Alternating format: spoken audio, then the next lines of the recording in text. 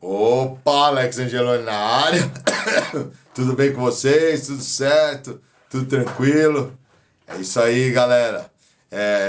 O vídeo de hoje eu acabei pulando. Eu queria fazer uma coisa, manter uma ordem cronológica de tempo, tudo, mas aí não dá, não vai dar certo, porque acontecem as coisas no meio do caminho e a gente acaba dando importância para certos assuntos, né? Então, a semana passada, o Henrico Romano, a gente carinhosamente chama ele de Rico, né? O cara trabalha com ele desde 95 lá no Mosh, lá, e é super parceirão, brother, cara, cara demais, assim, 12 Grammys, especialista em edições e tudo. A gente até hoje a gente troca figurinha, conversa, tudo, né? Um monte de coisa.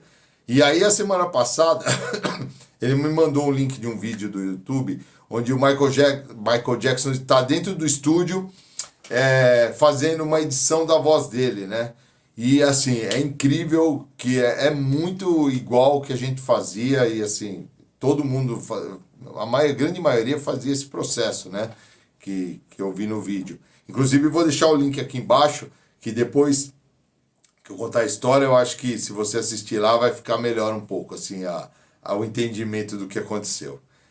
Nessa época o Roberto ele precisou vir para São Paulo porque a esposa dele estava internada aqui e, e aí assim a gravadora alugou o estúdio porque ele estava bem no meio do processo de gravação do disco.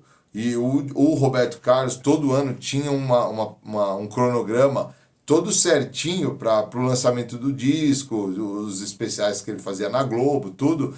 Então, era tudo amarrado, então não podia atrasar. Então, o que eles fizeram? Alugaram o estúdio em São Paulo. Ele gostava muito de gravar no Rio, principalmente no estúdio que ele tem na casa dele, né? Mas enfim, foi um evento e ele veio para cá. E o técnico que ficou responsável por fazer a gravação dele era o Luiz Paulo Serafim. O Luiz Paulo, ele que estava tomando conta de todo esse processo. E a gente trabalhava lá no estúdio, estava todo mundo lá no estúdio à disposição, né? Para fazer coisas em salas diferentes. Eu lembro do Eduardo Lages fazendo coisas numa outra sala, o Roberto pondo voz no estúdio VIP e tudo. Então, assim, a gente ficava revezando. E, inclusive, nesse disco, eu entrei na ficha técnica como segundo engenheiro, porque eu estava no processo de assistente para técnico, então eu já estava assumindo algumas gravações como técnico mesmo. E esse de específico, eu acabei assumindo uma sessão de voz do Roberto, é, que o Luiz estava foi dar uma descansada, eu ia chegar um pouco mais tarde para fazer outra coisa no disco, então assim a gente acabava dividindo o trabalho, né? Enfim, aí como que é o processo? Depois não esquece, eu vou deixar o link aqui embaixo, assiste lá que vai fazer bem sentido o que eu tô te falando. A edição de voz era um pouco diferente, um pouco não, era muito diferente do que é feito hoje, né?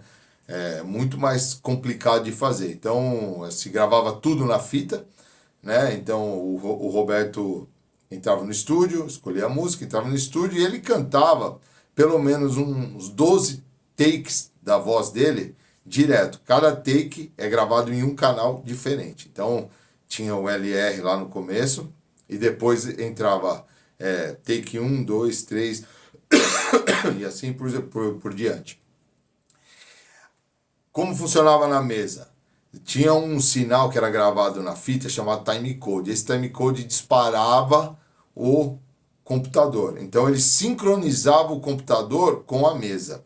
Então todo movimento que eu fizesse na mesa, ele ficava registrado. Cada vez que eu voltava a fita e passava pelo mesmo ponto, este movimento ele acontecia. Então eu abria um canal e fechava no minuto 2. Toda vez que eu desse play, no minuto 2 ele ia abrir e fechar o canal. Era assim que funcionava. E a mesma coisa com o movimento de subir e descer o volume. Para quem tá acostumado com esse negócio de estúdio, tudo, é fácil de visualizar, mas para quem não tá, é um pouco mais difícil, né? Então, de entender, por isso eu estou tentando ser o mais didático possível. Dava o play na máquina, a música vinha tocando e alguns movimentos eram feitos para poder ajustar aquela voz ou aquele instrumento na música. E quem determinava onde ia ser feito esse movimento era o timecode. Então o timecode é como se fosse um reloginho ali, e ele ia conversando, se comunicando com o computador, e ele falava, olha, minuto 12h40, 2h40 da música, e fez um movimento aqui. Ele tem que acontecer toda vez que der play. Então, acho que mais ou menos deu para entender como era o processo. Então, vamos lá. Aí o Roberto entrava no estúdio, cantava lá 12 vezes, não podia parar a máquina, essa era a ordem. Não para. Se ele errar a letra, se ele comeu bola, parou de cantar, você não para a máquina até o fim. Essa era a ordem do produtor. Beleza. Então, vamos lá, puf, música 1, take 1, gravava 1, 2, 3, todos os canais que ele queria. Acabou o processo de gravação, o Roberto entrava para o estúdio lá, pegava uma prancheta com a letra da música e ia fazer as anotações dele.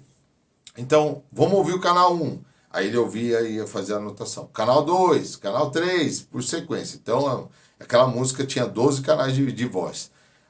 E aí, de novo, ele fazia umas 3 vezes esse processo de ouvir todos os canais e fazer a anotação para determinar como que seria a montagem da voz. Então, para se ter uma ideia, era assim, ele pegava a palavra, ele pegava um trecho da música que tinha o amor está no ar. Então ele quer o amor, eu quero do take do canal 2, está no ar do 7. E era assim que a gente fazia. Então abria o canal 2, o amor, fechava ele e abria está no ar do 7. E aí a gente ia fazendo esse registro todo. No final a gente tinha a música toda montada. Então você tinha todos os canais fazendo as automações, abrindo e fechando no lugar que ele determinava, que ele escolhia. E aí depois a gente saía da mesa e voltava e gravava essa voz compilada num outro canal separado da máquina, né? Então era assim que era feito esse processo. Aí ia, faz isso, faz aquilo, a palavra do X do canal 3 com a palavra Y do canal 9, nossa, cara, imagina, uma música, todo esse processo. Fazia, voltava, via se dava liga, se fazia sentido a edição que ele fez e seguia a bola. Bom, enfim, aí chegou uma hora que eu falei, não é possível que ele sabe tudo isso aí de certinho, né? Quer desafiar, né? É uma coisa mesmo de louco. Aí o Roberto, eu lembro até hoje, ele falou assim, Alex, olha, vamos fazer uma edição um pouco mais complexa aqui, tá? Ele falou assim, eu quero da palavra amor, né? A palavra eu lembro bem. Da palavra amor, você pega o A do 2 com o amor do 7. Tinha que fazer bem rápido essa automação. Era muito rápido o movimento. Para você acertar o tempo certinho dela, às vezes demorava também, né? Às vezes nunca dava certo, tudo, mas era tudo na mesa. E era tudo manual. A gente fazia tudo na mão. Beleza. Aí, falei, mas não é possível, né, cara? Aí, fui lá, coloquei o A do 2 e o amor do 3. Olha só. Voltei a fita, vamos escutar o trecho todo de novo. Ele veio escutando tudo. Passou pela palavra, aí ele... Para um pouquinho a máquina. Aí eu falei, será? Eu duvido, né, cara? Beleza, parei a máquina, ele falou, voltei um pouquinho, deixa eu ouvir de novo. Aí ele ouviu, não, volta mais uma vez. Voltei a máquina, dei play, ele ouviu de novo, ele falou, Alex, eu acho que você se equivocou. Eu falei, é mesmo? O que foi? Ele falou, na palavra amor, o A tá certo, do 2, mas não é o humor do 3, é o humor do 7 que eu queria. Eu falei, pera aí, dei aquela de eu sem braço, né, miguezão. A gente costumava falar um termo no estúdio que é enfiar o algodão no nariz e fingir de morto, né? Mas aí eu, tá, deixa eu ver aqui. Pô, é verdade, eu me enganei aqui, deixa eu fazer aqui. Aí eu fiz lá o movimento certo, né? Voltei a fita, dei play, aí ele ouviu e falou, agora tá certo, né? Aí eu fiquei com aquela cara de taxa, né? Olhando assim, falei, nossa, o cara sabe mesmo, conhece as nuances de cada canal e ele acertar o canal exato da palavra do final que ele não queria, né? Ele sabia o que ele queria. Então, é uma memória muito, muito aguçada, né? porque ele conseguia saber de cada canal, de cada frase e palavra, o que ele tinha feito, né? Para ele acertar com precisão o que ele tinha falado. Então, aquele dia eu falei, cara, esse é o cara mesmo, cara. É verdade, gente. Quando ele fez aquela música lá, eu falei assim, cara, a música não me agrada muito, mas ele tem razão, cara. Ele é o cara mesmo. É isso aí, galera. Assiste lá depois o link que eu vou deixar aqui do Michael, vocês vão entender melhor.